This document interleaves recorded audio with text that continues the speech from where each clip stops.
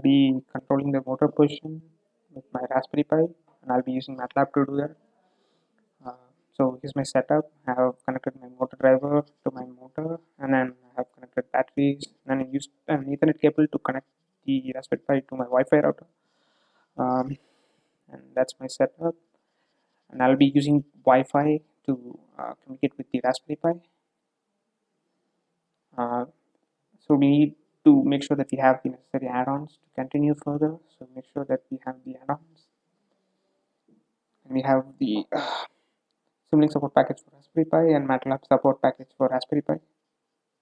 And make sure that you set up the Raspberry Pi for, make sure you customize the existing Raspbian, and you need to give in the device address, username, and the password.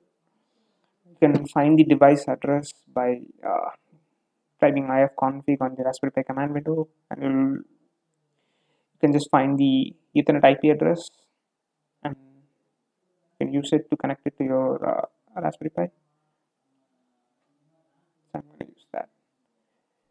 And if you're going to directly connect your Raspberry Pi to your PC, then you need to use an IP scanner to find the IP address of your Raspberry Pi. If you're going to use Wi-Fi, then you can just connect your Raspberry Pi to the Wi-Fi router, and just make sure that you are connected to the same Wi-Fi router that your Raspberry Pi is connected to. And then if you want to check it, you can just do the Raspberry object, and you give in the IP address, you give the username and the password, and it will be connected to the Raspberry Pi. And now I'll be initializing some variables with motor revolutions and the sampling time. Once that's done, and I'll be setting some parameters for the motor for the input.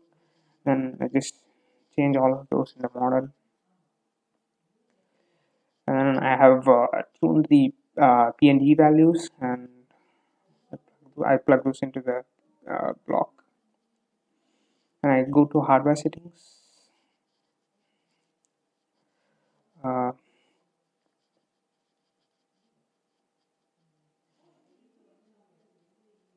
So we need to make some changes in the target hardware resources.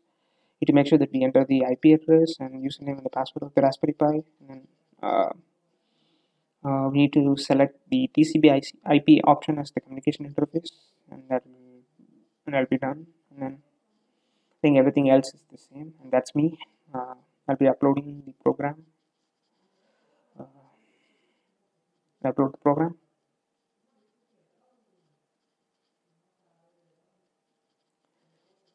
It's running.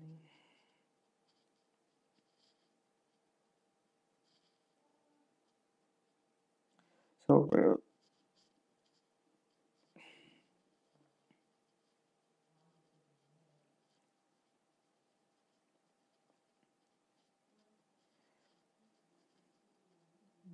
and the motor is running, and I just video is running in 2 times, so the motor is spinning pretty fast, but it's fine.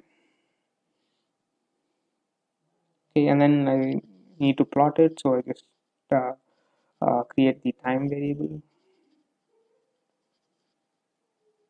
and then I just transpose it and then plot it.